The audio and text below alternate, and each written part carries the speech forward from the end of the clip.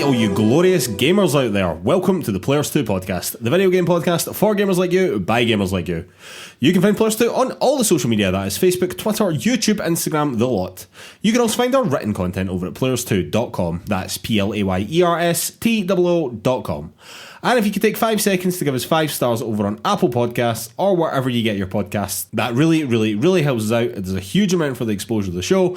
And while you're over there, if you could leave us a little review as well, again, that just helps us out even more. And thank you so much to anyone that's already done that for us. You're an absolute legend to us. Alright, and on with the show.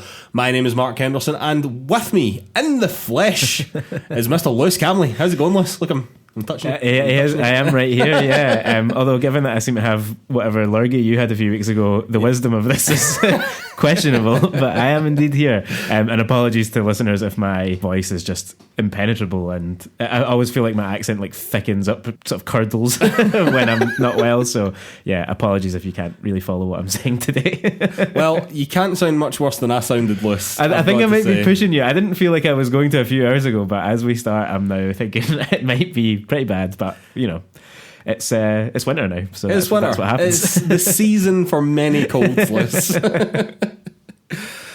All right, Lewis, what have you been playing this week? Well, funnily enough, talking of being unwell, I've just been playing A Plague Tale: Innocence. The last time that we spoke, I had kind of put the first few hours into the game. I've now rolled credits. Just last night, actually, I took a wee break from it because of our PlayAlong game, which we'll talk about later. But finished it last night. Really enjoyed it. I thought it got stronger and stronger as it went on. By and large, Agreed. I did think the sort of last, typical for a lot of games like this, it tried to be a bit more actiony towards the end because obviously the story's ramping up, and I felt it stumbled a wee bit there. But basically, overall, a really solid, good fun game to play, like good fun stealth action.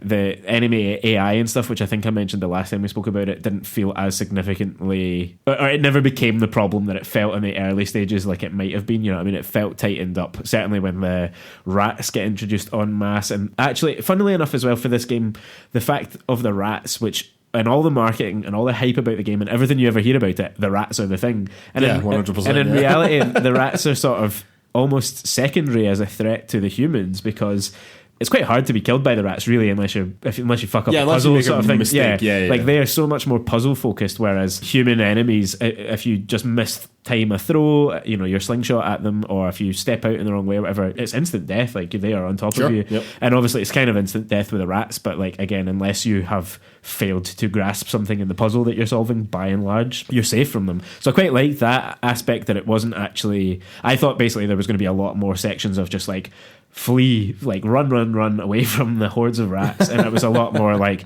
use the light sources to reposition them and cut the path through them. And like the tension that could build, I thought was really strong as well. Some great sections of like one of your companions like pushing a cart that's on fire, so that you meanwhile can be like slingshotting these tornadoes of rats as we got towards the end. Yep, tornadoes of rats. That is the thing that is in this game. Yeah, the story went a bit off the rails. Like it was fine for what it was. Totally, I didn't feel like very much was explained about, you know, what the macula was in your brother's blood and like how it came to be there or any of that. And I'm sure actually some of that was probably revealed in like some of the collectibles you could find, but I just stopped doing a lot of that. I just kind of wanted to. I will say, if you want to know more about the history of the macula, Lewis, you should play the second game. Plague Tale Requiem, which I've been playing. Segue like an absolute boss, by the way. That was pro level stuff there. I've been playing A Plague Tale Requiem, as we discussed last time we spoke, although I have not quite finished it yet. I'm definitely in the last 10% of the game, nice. I would say, but I did want to be finished it by now, considering that as we sit here, I believe God of War is coming out tomorrow, Lewis, and I really want to be finished it by then. However, that's not going to happen. Honestly, it's pretty much as good as the first game, which in and of itself is a little bit disappointing because I was expecting a little bit more from the game. They do introduce more mechanics. I don't think that they use those mechanics particularly well, in all honesty. For example, in the first game, for example, you have to go from A to B, and to do that, you have to light this fire, and this fire, and then you get onto the next stage or whatever, right? Totally fine, normal puzzle, but what they've done in the new game is that they've still got those 3 fires, but you, instead of just having to do those 3 fires, you have to do those 3 fires, but also at each fire you have to do like another thing that is one of your resources to get by just a very thin slither of rats between the 2 fires. And it's just like, well, that felt as if it was something that could have been avoided. Do you know what I mean? And it felt as though you could have maybe used these mechanics in just more interesting ways, to be honest with you. I don't know, I was just expecting a bit more development of the puzzles. The puzzles are totally fine. I'm not saying that they're bad at all. There's just not much evolution there, really. Do you know what I mean? In terms of story and whatever, I actually think it's great. Like, it's pretty bleak, but it's really quite good for what it is, and considering the scale of the game, I think they're doing a really good job with that, particularly. But in terms of the mechanics and stuff like that, it's just really not evolved very much. I mean, it feels as though that they've brought in a lot of additional mechanics and they've not really done a hell of a lot with them, you know? That's a little disappointing to hear, although I can't say that I'm kind of surprised by that, because one thing I did feel like as the first game rolled on was that every new tool that you unlock as you go along kind of just gets used then in the next section. I find this with a lot of games, again, of this kind of scale, where the entire game is almost the tutorial, because every chapter it kind of goes like, oh, here's a new thing, like in this chapter you've got sleeping powder, and then like the next 4 guards have to be knocked out with the sleeping powder, and then you basically never use it ever again. And it's sort of like, it wasn't as bad as that, like that's a really exaggerated example, but it does feel often with games like this that it's kind of like, here's your tools, we're going to show you how to use them, but it very rarely like takes the reins away and just says, like, you work this all out, you know? Well, here's the positive then. I think very much that in terms of the stealth sections with humans, you're given a lot more freedom to do different things. In fact, here's a favourable comparison. It felt a lot more like Metal Gear 5, like a sort of wee area that you go to that has a bunch of enemies in it, and it just goes, you have all these tools, get through this however you see fit. Do you know what I mean? So there's a lot more of that in the new game. That is nice. That is definitely an improvement. Well, that's in terms of the puzzles and the rats and that, though, pretty much as you are.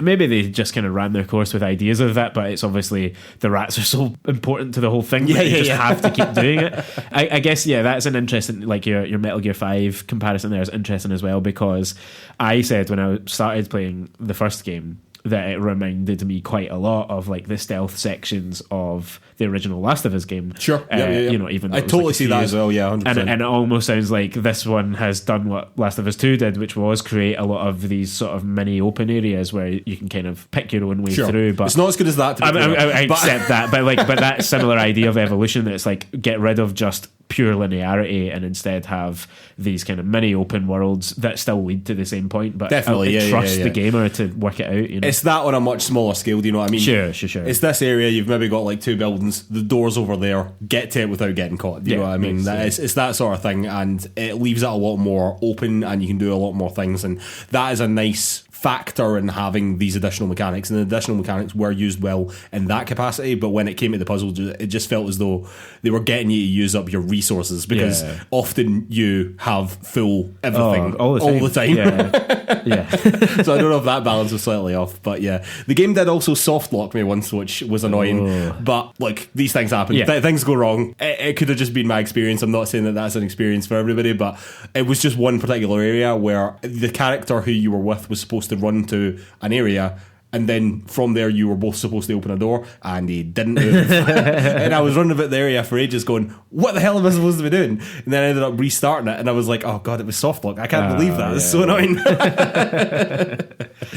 Well, I'm looking forward to playing it myself as well. I wondered if I would get to it before God of War, but like you say, God of War comes out in 3 hours time. You should definitely play it. You should definitely play those. It's a really good game. Definitely worth playing. Specifically if you played the first one, there is no reason you shouldn't play exactly. It sounds like a second game. It's a great continuation of it as well, Nice.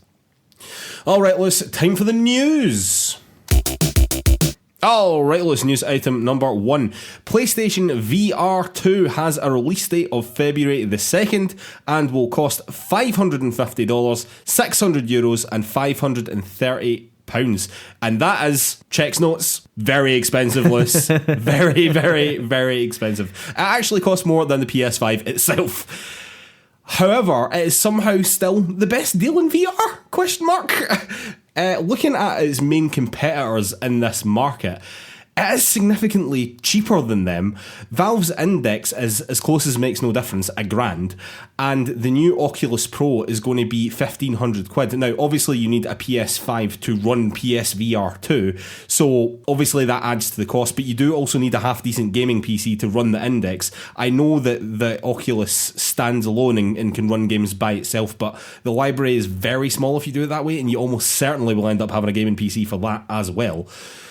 PlayStation have also confirmed that there will be at least 20 games at launch, both from first-party and third-party developers, including the flagship Horizon Call of the Mountain.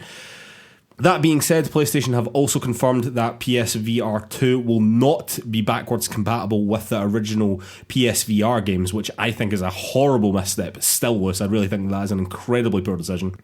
But basically, I think that what we're learning here really is that despite the fact that for the tech you're actually getting in that headset, it probably is quite a good deal from PlayStation. However, the actual price tag is still prohibitively expensive to the vast majority of gamers.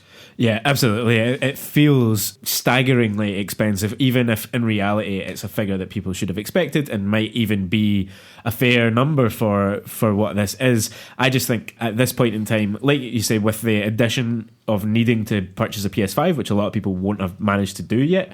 Sure. Hopefully will by February, but not everyone will have done. So someone who wants to adopt this as soon as it comes out may have to spend £1,000 or thereabouts to do so, and that in a cost of living crisis is just not a great move from Sony. It feels to me like, again, this might all be totally fair. If you're a Sony money pincher, you might be like, of course it had to cost this much, but it's just a bad look to put this out into the market just now, with the added thing, as you said, Mark, of no fucking backwards compatibility. It just feels like a pretty ropey deal altogether. Yeah, I mean, the no backwards compatibility thing is bad. There's no way around that. However, I think that, it's difficult to argue with the price of the hardware. Like, when you look at other stuff in the market, do you know what I mean? Sure. You're saying, that this is a bad look for Sony and blah, blah, blah, blah, blah. When the Valve's Index came out, that was hailed as like this great thing. And it cost twice as much money nearly. Do you know what I mean? And it's not significantly better in terms of the tech. And in actual fact, the PSVR2 is better in some capacities than the Index is. The thing about these three headsets, from what I've been learning, is that they, and again, I'm no expert on VR to be 100% clear, they all have their drawbacks and they all have their positives, you know what I mean? That none of them are perfect, But I think that the offering from PlayStation for the money is actually extremely good. But, in reality, would you ever see yourself owning this at that price? There's not a chance. I think for me and a lot of people, it just wouldn't even cross my mind to spend that much. Agreed. Basically, yeah. To have something that costs more than the thing that you need to run it with just seems daft. Again, fully accept that it might actually cost that much to produce and maybe worth all that, but to come out with not an astonishing lineup of games, no backwards compatibility, so you don't have that library sitting there. For the same money, you could buy the other console that you might not have. You could buy a Steam Deck. You could buy all those things are cheaper. Whatever it might be, and instead you can have this pretty niche product. And I guess that's really where I'm coming from as well, is that from Sony's perspective, to have invested this much time and money and energy into building a VR platform and trying to build a VR audience, to now launch it, it just feels like it's the wrong price point at the wrong time, essentially. Again, I think we can go back and forward on this price point all night, to be honest, but I don't think that the price point is actually that bad, to be honest. I understand that it is still an extremely large quantity of money. There's absolutely no denying that at all. No one's defending that. And as you said, we're in a cost of living crisis. There is not many people that will have that to spare to spend on a VR headset, do you know what I mean? Let alone a PS5, do you know what I mean? So I do completely understand that, but in reality, I think that this just sort of is the price that it had to be. I don't think it's a fantastic look for PlayStation. That being said, I am sort of glad still that they are supporting VR. I'm glad that VR games are still getting made. I'm still glad that people who want to develop VR games have good platforms to go to get their games exposed, you know what I mean? Get people playing their games, you know what I mean? I think that that's great, but yeah, ultimately, It's a prohibitive price. It just is. Which I think affects that mission, because I agree with everything that you said there, and I do want VR games to continue, and hopefully in the future they'll be a really big part of the industry and something that we can all kind of celebrate. But I just think if PlayStation could have taken more of a hit on these units to get more people invested in it, to then build that hype and all that, I think that this is going to launch and it is going to be picked up by a pretty small niche of people, and it will never have that impact, really. I mean, again, I don't disagree, but at the same time, I think that they have to be aiming at that niche. Do you know what I mean? Yeah. I think that maybe, I don't know, a couple of years' time, maybe the world isn't quite so on fire, we hope, and maybe a lot more people can afford the headset. Maybe it's come down a little bit in price by then. Maybe it has a decent library. You know what I mean? Maybe the tail on this is a bit longer, but yeah, in the immediate term, it does feel like it's going to miss more than it's going to hit. Yeah. Do you know what I mean? Alright, loose news item number 2. Footage of the upcoming Hideo Kojima game, currently being dubbed Overdose, has leaked. Apparently this is actually old footage that originally started the rumours about Overdose in the first place, but this is just the first time the public have been able to see it. The footage appears to show Margaret Qualley, who was also in Death Stranding, wandering about a sort of creepy environment with a torch, and there was some jump scare thing that happened at the end that was a bit unclear, to be honest. Kojima has long been rumoured to be making a horror game as his next project, and in fact he has basically said as much, and by all accounts this video is real and no one really seems to be debating that, so there's no reason to doubt this at all, to be honest. What is less clear is whether this is the cloud-based game that will be an Xbox exclusive when it comes out, but I think that there's a fair bit of evidence in this footage that it is also that, because in the leaked footage, which is actually a video of the video playing on a laptop, but on the actual leaked video, it shows a woman in the bottom left of the screen, sort of Let's Play style, who seems to be on a phone and interacting with the game, which no one really seems to be talking about, by the way. And also, I don't know about you or what your interpretation of this is, but I didn't think that the player character, the Margaret Qualley character, looked as if it was being player controlled. Now, granted, that it could just be this vertical slice, and the ambition could be that would be a player controlled moment. We don't know. But from everything that we know, from Kojima's comments to The Guardian, the last time we spoke, he was talking about revolutionising the games industry, as he always does, and the movie industry this time as well. He does love a grand statement. So, I don't know, it looks as if we might have been looking at a sort of interactive cutscene there. We might be looking at something along the lines of Until Dawn or a sort of Bandersnatch type thing. I don't know, what are your thoughts here? Yeah, I mean, who knows when Kojima gets involved, what we're going to be looking at. Yeah, I think this is interesting. I agree that it's almost certainly... Well, I was going to say it's almost certainly the Xbox project. I would say that if we all agree that they are currently working on two things and the other thing is Death Stranding, because it doesn't seem to fit that mould. And I guess, yeah, he said that this new game of his was going to be like a new medium, and it was going to be, like you say, revolutionising both of these industries, but also has previously said that it's something that he's always wanted to make and wasn't possible without the technology. So there kind of has to be an element of atypical interaction with the game, sure, right? There has to be something like that. So whether it is, you could totally see a world where it's a fully online Until Dawn style thing where people are all pitching in how they think things should unfold and everyone votes, or something like, but maybe something that's perpetually online, or something that you play your own version of it but other people can affect it, or something from outside. I mean, I'm just spitballing here, but I'm sure he's going to have some... I mean, it's got to be something like that. It feels like sense, doesn't it? It effectively must do. If he's trying to leverage the Xbox cloud computing, that seems to be what this partnership is all about, essentially. Sure, is getting definitely, access to that technology and what he can do with it.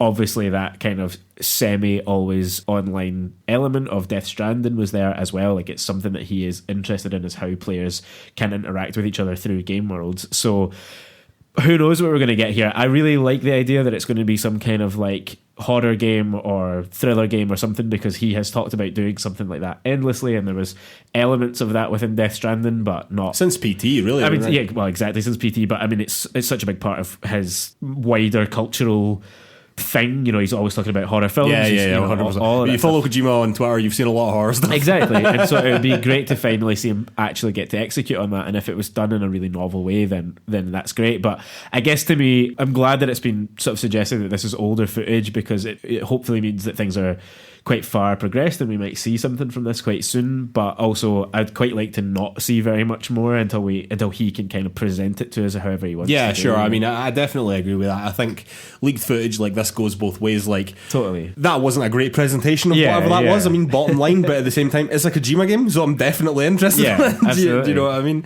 Yeah, I mean, it'll be very interesting to see what comes out of this. Again, I think everything that you said is basically correct. I do think that an atypical interaction with the game, as you put it, is probably right. And to be honest with you, I think that this could end up being a sort of smaller project anyway. Something in line with, again, like Bandersnatch or something like that, which is probably going to result in it being less work than, say, Death Stranding 2, and can subsequently come out, hopefully, much sooner. In other Kojima news this week, Lewis, Japanese-Australian actress Shiori Katsuna has also been confirmed to be in Kojima's next game, which we are all assuming is Overdose now. This follows the confirmation of Elle Fanning also being in the game, and obviously it looks as if Margaret Qualley is going to be in the game as well. And also, Kojima has addressed the blue box / abandoned nonsense rumours that were happening a while back that roped some of us in, Lewis, confirming that he had nothing to do with that game.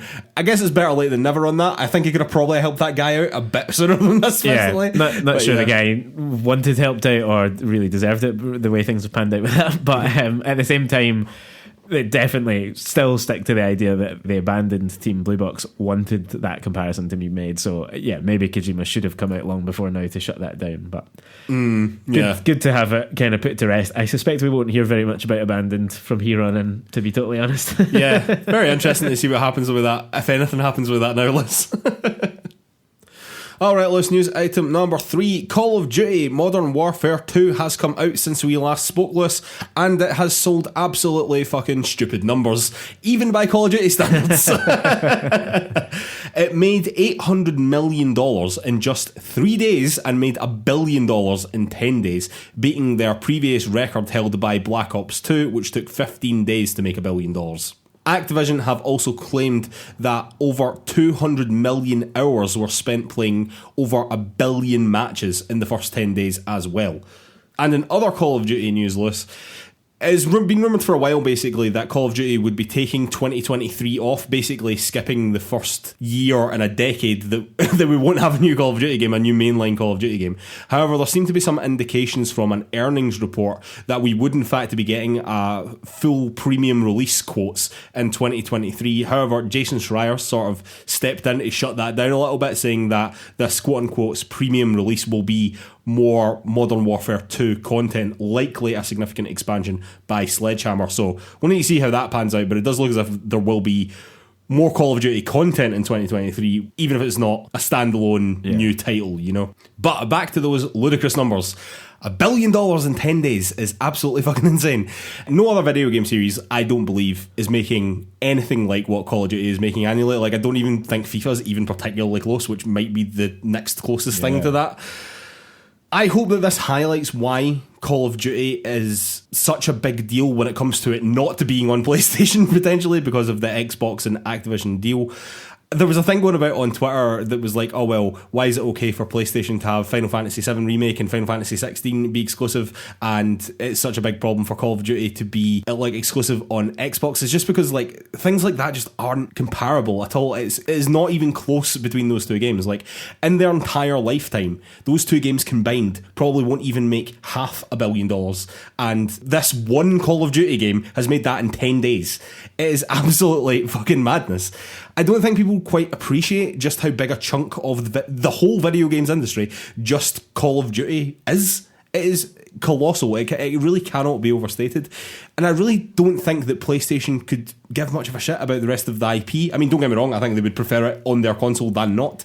But they never went to bat like this for any of the Bethesda stuff. Like, they don't care about Overwatch or anything like that. This is all about Call of Duty, and it's because Call of Duty is making that sort of money. And this is exactly the reason why regulators like the CMA here in the UK are doing such rigorous investigations into the Xbox and Activision deal. And we have now just heard, like literally a few hours ago, that the EU are also going to be doing a rigorous in-depth investigation into the deal as well, because it is massive and it does matter, and it is an enormous consolidation. Again, we've said this 1,000 times before. I think that this deal is going to go through. I think ultimately it will go through with no restrictions. But this is a massive deal. It's a really, really big deal. And I hope that those numbers illustrate just how enormous Call of Duty is. Like, you might not like Call of Duty, it doesn't matter. It is so big, it eclipses nearly everything else in the video. Like, apart from maybe GTA, like, I can't think of anything on the scale of Call of Duty. And GTA doesn't come out every year. You know what I mean? It's like having a GTA 5 every year. And that's what Call of Duty is. I know as well that Phil Spencer has also come out recently and said that as long as there is a PlayStation, Call of Duty is going to be on it, and they're going to treat Call of Duty more like Minecraft, which is still available on all platforms. But ultimately, the word of a CEO on Twitter or on a podcast isn't going to be enough for regulators. Do you know what I mean? There's definitely an Elon Musk joke in there somewhere, but I'm not going to make it. No, don't do that. We'll get our account suspended. Yeah, God, this story is mad. These numbers are insane. You might be unsurprised to find it all a little depressing, to be honest. Why?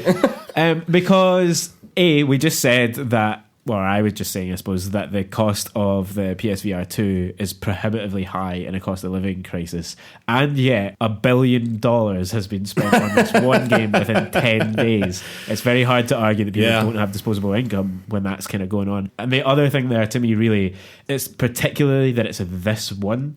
This is a remake of another Modern Warfare game, another Call of Duty game. I think they're pretending it's a reimagining. Yeah, whatever they want. It has got Modern Warfare 2 on the fucking box, and it has sold $1 billion worth in 10 days. And that speaks to me of that problematic consolidation of the industry in terms of ideas and in terms of what sells, and it's going to give the big green light to a lot of people to continue pushing remakes and reimaginings or whatever over new ideas and new content. And there's all of that said, and obviously, it doesn't really need to be said, like, I'm not a Call of Duty guy, I'm not a Call of Duty fan. I think it's problematic in lots of ways, and this is still money that is going into Activision's pockets right now and not Xbox's pockets, and that should be remembered that who is taking that money home at the end of the day.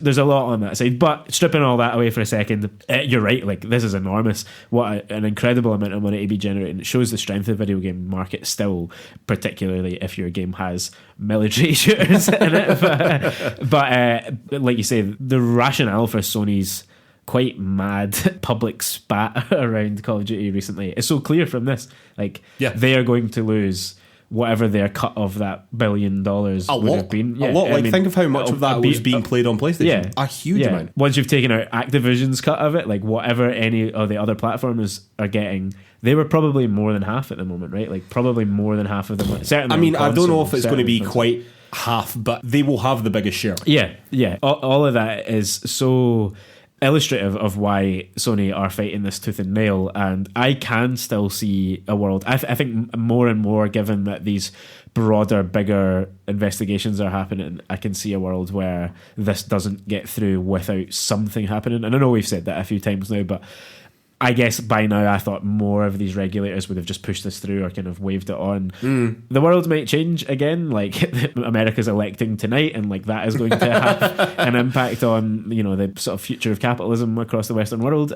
You could see a world where this doesn't matter in 6 months' time and it gets pushed through, no bother. Xbox are laughing. Phil Spencer keeps putting Call of Duty on PlayStation until there's no PlayStation because he intends to run out of business within 3 years. It's all, the whole thing is just, as we said with the Bethesda deal, it is enormous and will have ripples for a long time. But this is 10 times that, 100 times that. $1 billion times. I mean, in reality, and this is not an exaggeration, this is how big Call of Duty is. Call of Duty might be bigger. That one Call of Duty game might be bigger than all of the released Bethesda IP, like the last generation of all of them combined. You know what I mean? That's how big Call of Duty is. Like, what Call of Duty is going to make in a year versus what Bethesda is going to make in a year. Call of Duty might be greter than that. Do you know what I mean? Just by itself, on its own, it's so big. It really cannot be overstated how big Call of Duty is. And as you rightly said, it's why PlayStation are fighting tooth and nail over this. Alright, loose news item number 4. Speaking of PlayStation Plus subscribers have dropped by nearly 2 million since the revamped service launched in June. This comes from a PlayStation financial report saying the monthly subscribers are down from 47.3 million to 45.4 million. Also, their monthly active users are down from 104 million to 102 million over the same period. However, despite this, Sony's network service revenue, which includes PlayStation Plus and advertising, is actually increased by 10%. They've went from 106 billion yen to 116 billion yen, which represents the best performance to date for a quarter, which is ridiculous considering they're losing subscribers.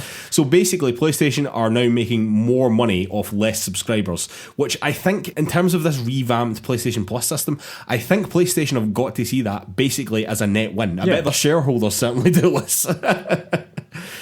PlayStation have actually said that this is a result of a greater than expected decline in user engagement on the PlayStation 4, actually, which is quite interesting in and of itself. But I actually think that there are multiple good reasons why this probably is, all of which have definitely been said by smarter people than me, but like, since June, we haven't exactly been bowled over by enormous games, first party or third party. You know what I mean? I must admit, I've not played my PlayStation an enormous amount in that space of time either. Also, when you launch a revamped system like that, effectively asking people for more money, I know that there was a tier that basically stayed the same, but you are effectively asking people for more money. I think that you must expect a certain amount of users to drop off, and I'm sure they expected that as well. Like, I'm sure that we're about to see a similar thing with Netflix numbers since their price hike and whatever. And for everyone in gaming, basically, all these numbers spiked over COVID, and there was going to be a decline at some point. You know what I mean? That couldn't just continue forever and ever and ever as we get more and more back to how things were. And I know that Phil Spencer as well recently said that Game Pass subscriptions are actually slowing down as well. You know what I mean? I think for pretty much the same reasons. And also, just despite this decline, PlayStation's numbers are actually still pretty fucking healthy, I would say. And they are now making more money per subscriber than they ever have done before. So, I mean, they're going to be totally fine. Like, I sort of think that this is a total non-story. Like, I think that some people were indicating that this was somehow the beginning of the slow decline of PlayStation, and I'm just like, this just isn't true. I strongly suspect that after Christmas sales, once God of War comes out, hopefully when we get a bit of clarity what's happening with PlayStation 5 releases in the new year, we will see a lot of this bounce back. That is my opinion anyway. What are your thoughts here, Lewis? I mean, I basically completely agree with that. I think a lot of the points that you made there and that other people have made are kind of pretty salient. I mean, ultimately, yeah, there's no doubt, there's no question to me that it's a net win for PlayStation. And it's funny how this is the headline on this story in a lot of places is that the numbers have dropped. But the reality is that the only thing that matters to PlayStation really is the money part, because they can grow their subscription number again. If they've lost 2 million, they can add 2 million over time. Like, that'll be the new strategy. But the new figure is delivering more cash. So they haven't lost anything. You know what I mean? They have, in real terms, Sony haven't lost anything. And all they have to do now I suppose the point is that gamers have lost, right? I suppose that's the... Well, yeah, it's a worse deal. Shareholders, I'm sure, will be fucking delighted. Exactly. It's a worse deal it's a worse deal for all of us in a certain sense. Although having paid for a little bit more than I used to, I get a lot more. You know what I mean? I have access to a lot more now, so It's not actually necessarily a worse deal either. That's the decision that you had to make. The part of all this that surprises me a little bit is that people didn't just stay on the kind of basic tier of PlayStation Plus. Like, why wouldn't you just continue accepting the kind of 2 or 3 free games each month, and also the other things that gets you, like online play and cloud storage and stuff like that? I can't remember if those elements changed. Yeah, I'm sure that they are, but I think it's interesting that they said that it was coming from the PS4 side. Yeah. Which indicates to me that is people moving from PlayStation 4 to a Series X, to me, because then that means that they are cancelling their subscription, and they are now operating on Game Pass. It's potentially that. It's also potentially people who are wanting to move on to PS5 and just not being able to right now because of the supply issues. And so there might be people who are going, well, I'm not going to bother playing God of War on my PS4. I can cancel all these subscriptions just now because in 6 months' time I'm going to have a PS5 and then I'll bring it all back. So yeah, sure. I don't think there's any concern here about the future of Sony or anything. That's all daft. It'll be interesting to see if and how Sony react to this, especially, as you say, given the Phil Spencer comments as well about their side of things. I mean, you reach a saturation point ultimately, and then you have to see how else you can diversify your subscription base. So yeah, basically all this is pretty straightforward to me. I think, like, it's just the ebbs and flows of these things. You know what I mean? As you said, you do reach a saturation point. They have made a big change here, which maybe has made people reevaluate things. Totally, yeah. We've also just said as well, we're in the biggest cost of living crisis ever. Like, and if you can cut your PlayStation subscription and that saves you a few quid a month, fine, fair play to you. You know what I mean? Alright, let's finish off as we always do with a couple of shout outs. Shout out number 1, God of War Ragnarok reviews are in, and sweet baby Jesus, Lewis, it is reviewed well. Not bad, eh? It's not bad at all. Currently sitting with an enormous 94, giving it the exact same score as God of War 2018, and I think second in the year, only behind Elden Ring, and I think sort of fair enough. I must admit, Liz, I think that we were all expecting big things from this game. I wasn't quite sure that it was going to live up to 2018, just because that was such an incredible game, such a surprise as well. Like, it was exactly, a total different direction for the game to be going. I didn't know if it would quite live up to that, but it seems to have, according to basically everybody. Honestly, I've not read much of the reviews at all. I'm basically on blackout on this list until I can get my hands on the game, which is hopefully sooner rather than later. I just wanted to see these review scores be big and where they had to be, which was basically a 90 plus, and they have absolutely smashed it, frankly. Absolutely. It sounds like an absolutely roaring success. I'm exactly the same as you, that I've been deliberately not reading too much into any of the reviews. All I wanted to know really from the previews that we got and from these reviews was, does it improve or is it just more of the same? And most people I've seen have said essentially it improves in every department from the previous game, which is a really high bar to clear. It's a huge bar, and if they, I mean, it's hard to imagine in some cases how they can have done that, but if they've even approached it, then fantastic. And like you say, given the big surprise element of 2018, to have still kind of captured people in the same way with this, which isn't a big reinvention, is huge. I cannot wait. I mean, I mean, they're very excited. Hoping to play it tomorrow. Very excited for this. Here we go. Alright, let's shout out number 2. Sonic Frontiers reviews are also in, and they are less good. Currently sitting with a 72 on PS5 on 53 reviews, right? But this game is out on all platforms, basically, and there haven't been any reviews on any other platforms to aggregate a score. I don't know what the hell's going on with that. There's 3 Switch reviews, and that's it outside of PlayStation 5. Don't know what the hell's going on there, but it's sitting with a 72 on PlayStation 5. Yeah, I would think we can safely say that is a pretty underwhelming score. But despite that, if you do read some of the reviews, there's a lot of people saying this is the best 3D Sonic game in years. I think that does say a lot about the 3D Sonic games. But most people are coming at this from a good place. I feel like a lot of people are saying there are a lot of good ideas in this game. The open world concept for a Sonic game is a good direction for the game to be going. It just seems to have failed pretty badly, to be honest, on its execution. That seems to be the main complaint. Yeah, it does seem to be. I mean, I've seen some fairly positive comments about it as well. I get the feeling that this is a game that if you really are into Sonic, you'll at least have a very strong reaction to, good or bad. Like, the reviews are quite polarised. I would suggest if you've got a history with Sonic, it might be worth checking out. It's certainly the Sonic game that has most intrigued me for quite a long time. But I also think people maybe just have to get used to the idea that there's not really all that much to Sonic, and it can only be so good, really, you know. And this is a massive Sonic game. Not at all. But, you know, thinking about the way, like, Kirby reinvented itself a wee bit with a game earlier this year. Like, Sonic's obviously trying this year, but ultimately he's just a guy that runs fast. He's a sort of, you know, less good Mario in a lot of ways. Well, Mario's just the guy that jumps high, right? Like, he's the but he's got a magic hat. Alright, let's shout out number 3. A leak from the Steam database update has seemingly confirmed that Returnal will be coming to PC very soon. This would make the first PS5 game to make the trip over to PC, and assuming that it comes out in the next sort of 6 months or the first half of next year, that will basically be 2 years from its original release date to coming to PC. Obviously, Sony are making a huge push into PC this generation, with Jim Ryan saying that he expects half of their annual releases to be on PC and mobile by 2025. Lewis, what are your thoughts here? What do we think of the 2-year window? Do you actually think that we're ever going to get to a point where there will be a day-and-date PlayStation game released on console and PC at the same time? Yeah, I mean, I definitely do think that. I'll spin back to that point in a wee second. I mean, ultimately, there's no surprise here, really, to me, that Returnal's coming to PC. It feels like a good fit. It's a great game. It's it might be an interesting test a wee bit for Sony, because so far they have put out these mega hits, really, on a PC. And it's kind of no surprise that something like Spider-Man absolutely nailed it when it came to PC. Sure. But this is a different prospect, and it will be interesting to see how they kind of... I think Returnal probably has quite a niche audience in a certain sense, and it'll be interesting to see if that side of the PC community gravitates to it. I think that they will. I think it'll be a success, just not on the same level as those other ones. But yeah, ultimately, the 2-year window still feels about right. I think that'll narrow but never get too close to parity until Sony's big kind of multiplayer push begins. Well, Lewis, thanks for leading me into this shout out number 4.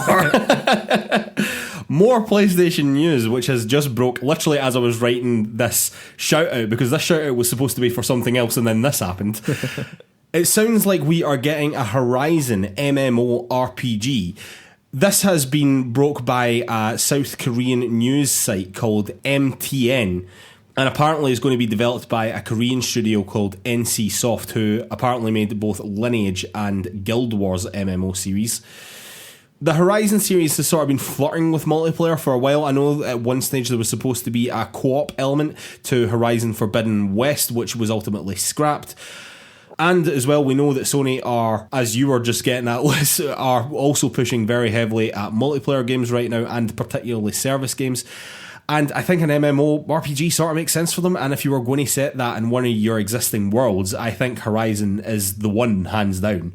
If this makes a lot of sense to me to release on PC and PS5 at the same time. Yeah, that is the case. It definitely does make sense to do that, given what you need for a successful MMORPG to exist. And I agree as well, of the existing IP that Sony has, this probably does make the most sense. I suppose my one concern, again, as a bit of a multiplayer skeptic, is that it could tarnish the core Horizon franchise if it doesn't quite work out. Only because we talked a wee bit about this off air. Hopefully it won't be an Aloy game and it'll be something a little different. I very much suspect that it won't be, and I was basically saying, well, Final Fantasy did it, so yeah. I mean, not saying that was all smooth sailing, but Final Fantasy did it, and it was successful online, and it's still a successful single player game series as well. So. Yeah, that's totally true, and they could absolutely pull this off. I suppose I would just be a little anxious that if reviews come out and it's not great, or people get a bit pissed off, say, at the kind of economy within it or whatever, that then when Sony tries to go, Horizon 3, like Aloy Game 3, people might be a bit jaded by it. But hopefully not. I mean, I think this could be really cool. Yeah, it definitely could be. Again, PlayStation are expanding massively with multiplayer games, service games. This makes a lot of sense. They seem to be partnered with a decent studio who knows what they're doing here. I'm not going to pretend to know a hell of a lot about either of those games, Liz, but I've heard of Guild Wars. Seems to be alright so far as I can work out. So, yeah, hopefully the series is in good hands. Alright, and with that, I think it's time for a beer, and then we'll be back for Topic of the Week. And we are back for Topic of the Week. Topic of the Week this week is our play-along of Mundonless. A week late, but here we are. Yeah, here we are indeed. Yeah, this is Mundon, this sort of really curious first-person atmospheric sort of folky horror game. The thing that anyone who hasn't played along with us will know about this game, if you know anything about it, is its hand-drawn sort of monochrome art style, sure, which we'll definitely be touching on as we go forward. This was released in March 2021. It was in development since 2014. I think, generally speaking, from a solo developer, or at least a very small team. I know we always say solo developers on this, and it turns out that there are actually a team, because you can't really make a video game as entirely one person, because it requires multiple different skill sets, I would say. But I do think that a huge amount of this was literally just one guy. Yeah, it seems like basically the publishers came on quite near the end of the process and sort of pumped some money in to get it over the line, and so yeah, it became a slightly bigger thing by the end. I wonder if you can kind of see the seams of that a little bit, but again, that's something that we can kind of jump into in a wee second. You play as Curden, I believe his name is, and you're the grandson of Flurin, who is a local in this town called Mundon, which is up in the Alps. I think the Swiss Alps. It's the Swiss Alps, yeah. So Mundon, I don't know if you know this, is a real place. Yeah. Like, I didn't realise that. Mundon is a real place, yeah, in the Swiss Alps. I don't know if in any way actually mirrors the real place, what's in this game, or if it's just kind of loosely based on that. But yeah, it is a real place. So you are... Essentially, the game starts with you heading back to Mundon, which seems to be a place that the player character has spent time in as a kid, presumably with his grandfather, sorry. But he gets a note saying that his grandfather has died in slightly mysterious circumstances. Although I think he finds the circumstances more mysterious than I did. He reads the letter and he's like, something's wrong, I better go back and see. And I was like, that all sort of checks out to me, really, man. Like, old man dies. Okay. Well, he died in a barn in a barn fire, or something like that. Yeah. So it wasn't just of old age, do you know what I mean? But yeah. He's correct, because there's a lot of weird shit going on when he gets back certainly to London. Certainly bloody is. And that's what this game is, essentially, is the attempt to uncover the sort of mystery of what's happening. It's a story that stretches back through the decades, very much has to do with his grandfather's history in the war. Again, not really made clear which war, if it's the First or Second World War. But, no, but just the nebulous war, we will say. That's essentially where we are when things kick off. I suppose, the place to start here really is probably the art style. We'll definitely come back to the story and the gameplay in a wee bit, but this is a game that looks hand-drawn. It is hand-drawn all the way through. It's essentially, in most places, it is a series of hand-drawn images that are then kind of stretched over 3D models. Yeah, I sort of read a little bit about how he made some of the textures and stuff like that, and it was literally like he crumpled up the paper that he was drawn on and things like that. So that is the level of hand-drawn we're talking about. They're literally scans, hand-drawn. Yeah, they're scans of his sketchbook that have then been kind of in pencil, and the whole game is that. So Yeah. the whole game, as you rightly said, is monochromatic. It's black and white. You know what I mean? I think that this art style, right, is a fantastic idea. It looks really striking and is very difficult on the eyes when you're actually playing it a lot of the time. Yeah, I would completely agree with that. I mean, I think in certain places and in certain executions it worked really well and was, atmospheric and kind of startling and interesting. And in other places I thought it looked a bit ropey, or it literally made it quite hard to see what is in front of you. That was more my problem with it. I never got ropey as such. Like, it was all rough looking, but by design. I'm not saying that is a flaw. But yeah, I mean, it was literally difficult to distinguish features within the world sometimes, you know what I mean? Which was a little unfortunate, because I do think that this is a really interesting idea, and I love when indie games just like swing from the fences like this. Totally, you know what I mean? Totally. They're just like, I've had this great idea and I'm going to execute it in this game, and I love that. But I do think that this particular instance, this particular art style, it was quite difficult to look at after a while, I've got to say. Which is annoying to say, because it is the thing that drew me in. It was the thing that was so intriguing about the game. I thought it looked fantastic in all the trailers, but when you're actually confronted with it, it is quite difficult to look at for, I mean, I don't even know what the playtime of this was, like 5 hours or something? I think a wee bit north of that, 6-7 hours maybe. Something it sort of became quite long in the tooth quite quickly. Well, I mean, that might be a point that we circle back to, because I think there's structural issues with this game that don't help the art style. I guess to kind of briefly touch on that, my overall feeling about it was that, again, in certain instances, it was great, and like I loved all the character faces and that kind of stuff. Like that was great. They were so good. But there was obviously so much time spent on them. Well, exactly. That couldn't be spent on like every door or window or wall, or just the natural terrain. It just meant there was big chunks of the world that were just kind of like a sort of rocky coloured shape, and you're like, well, there's no definition to that. Whereas like things like the Dark Chapel at the end of the game, which again we'll touch on properly in a second, getting the actual detail on the walls because they're hand drawn onto it, that you're getting these kind of weird, like the whole thing had, because of the art style, it really grew that sense of it being a kind of weird old folktale. Like it had that quality about it. Absolutely. And because of that, it brought a creepiness to the game that it might have struggled to have otherwise if it had a more kind of traditional or standard art style. But there were just parts where you're like, what am I looking at? Or even the distances between things weren't very clear because everything was sort of one shade. And I think that there was problems there, but I'm really glad that they went for it in terms of trying to execute that style. To jump ahead slightly, like I think that a big problem with this game was its scope, in a sense, which is that, can I just say, like, I said 5 hours, and you said it was actually about 6 or 7. Yeah. This game was 3 or 4 hours too long. Yeah. Which is hard to say about something that isn't actually very long. Yeah. Yeah, I think that this game could have benefited enormously by narrowing its scope. Totally agree with that. To me, the single biggest... we haven't really said what our overall thoughts is. I enjoyed this, but I didn't like it as much as I think that I wanted to. From a story perspective, really, really strong. Everything else, not great, mostly. I enjoyed playing it. I'm glad that I did play it. I would sort of recommend that people did play it as well, but at the same time, like, if you played it and you were like bouncing off it or you weren't really doing with it, you can drop it. Like, don't worry about it that much.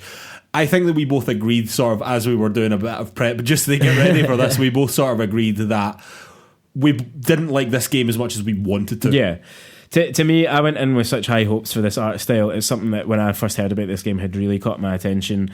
And when I got playing it, I still liked that about it. But as it went on, the first thing that struck me, and this takes me from art style into gameplay, which I want to talk about, but the world was bigger than I felt like it needed to be or that it should have been, and I absolutely agree. It basically had like 3 separate areas. Yeah, and even those areas, totally needless. Given what you're actually doing in the game, which by and large is sort of fetch quests, it's walking about, picking stuff up, putting it in your inventory, and then at some other point working out where you're supposed to use it. It's, very traditional kind of point and click adventure stuff going on in a lot of ways. Sure, yeah, I never really thought about it in that context, but yeah, you're totally right. Instead of it being that, set them in these big open environments where, like, you quite often were backtracking long ways between, like, your grandfather's house and even like the first barn that you get to where the car thing is. It's just like, why am I having to walk this far? And there's like nothing in some of these houses, or like one object to find, but I've had to walk like 2 or 3 real minutes across this map to kind of get there. I mean, they introduced like a car to drive between these sections, which was absolutely shambolic. Oh my god, the mechanics there were really, really bad as well. Like there is I struggle to call it combat, Lewis, but there is combat in this game, and they could have dropped that entirely, dropped that completely. That was awful. Yeah, every part of it. It's funny. Like it's so like, I swear to God, I like this game. I swear to you, I did, right? But like all the combat, that should have been gone. Yep. All of that should have been gone. It was bad. It's funny doing this in person with you, because you could genuinely be reading the notes off of the screen here. To me, like to rattle through a couple of things on the gameplay, like I thought some of the puzzle solving was good. It was because it linked in with the story, which again we'll come back to, and I think the story is far and away the strongest element of this game. Easily. And the puzzle solving and the kind of how the fetch quests and stuff tied in with that was good, but it leaned a wee bit too much into those, like, go to this place, pick up that thing, bring it back to the place you just were and put it in the keyhole, or it was a wee bit too much of that. Then some of those, I mean not some, all of those combat sections were diabolical, I thought. They were perfect. They were badly designed, badly executed. They didn't make story sense, quite frankly, that they didn't need to be there. No. What they could have been, though, like they could have had all those weird characters in it. They could have had the bad guys. Like I'm fine with that. Just make it a stealth thing then. Like, don't give you any weapons or any recourse. Just make it a stealth thing. When it was trying to be an action game, it was at its weakest. It was terrible. Like at its weakest by a mile. The first encounter that you have with these kind of weird hay creatures, which are also the first enemies that get introduced, and to my mind, the most annoying, like the ones that you were kind of confronted with having to fight at the very first time that you encounter them, and they could sort of shoot you from distance. And the thing that the combat does in this game as well, because it has this sort of fear meter, is that when an enemy is like in your eye line, he freezes up and it makes like everything hard to do, and it was already slow. I wish games would stop doing this kind of thing. I wish that they would have the courage to not put combat into a game. It doesn't need to be there. This was a story of a guy investigating what has happened to his grandfather, and sure, there was sort of supernatural elements at play in the story, but none of them connected really with the actual enemies that we encountered out in the world. No, not really. And they didn't add a fucking thing to it. Like, I don't like combat in a lot of games, and I find often combat in first person perspective kind of stressful. To put it into this world where you could barely fucking do anything anyway. Yeah, I mean, see, to be honest with you, I eventually, like, I wasn't attacking anyone in any capacity. Like, I basically did play it as a stealth game, and that is the way to do it. Yeah, that sure. is the way to do it. Like, when in doubt, run away. Yeah, honestly, like, do not engage with the combat unless you absolutely are forced. That was the thing. Like, the first encounter, I tried a wee bit with the pitchfork and like kind of muddled my way through it, and then was like, I'm just going to run. The run as pitchfork much as I can. That was bad. The rifle bite that you get at the end was bad. I really think if there was to be any, like you say, stealth at most, I think it could even have just been like sort of Alien Isolation style. Like there could have been some monsters totally, that 100%, could stalk around that you don't even necessarily need to hide from, but you're just running from. You're just kind of putting distance between you. But because what that did do, like what having those characters there did do, was create like an atmosphere, like a tense atmosphere that the game was obviously going for.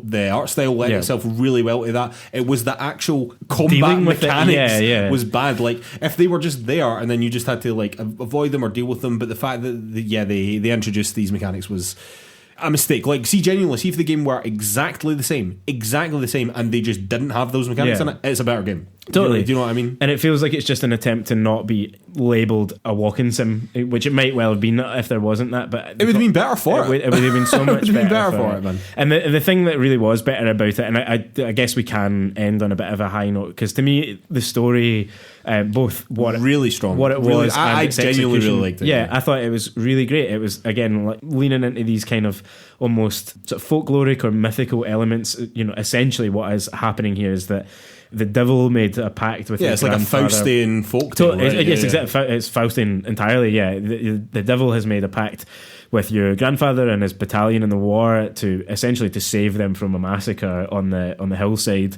by causing an avalanche, but in return wants a soul, and they sort of trick him by bringing a goat. There's a lot of unexplained things between sort of that and your part of it all, like why he didn't kill them all then, or how it came to be that he's sort of now released, but essentially he makes a pact with this painter who is sort of given the gift, or the curse, I suppose, of being able to paint things that then become reality. So he's painted the barn fire, which is what... Yeah, which is also very folklore-y. Yeah, you know what I mean? Well, exactly. Yeah. And it has that played in really well to the art style, because it was kind of about having, the destructive power of art and stories and stuff as well.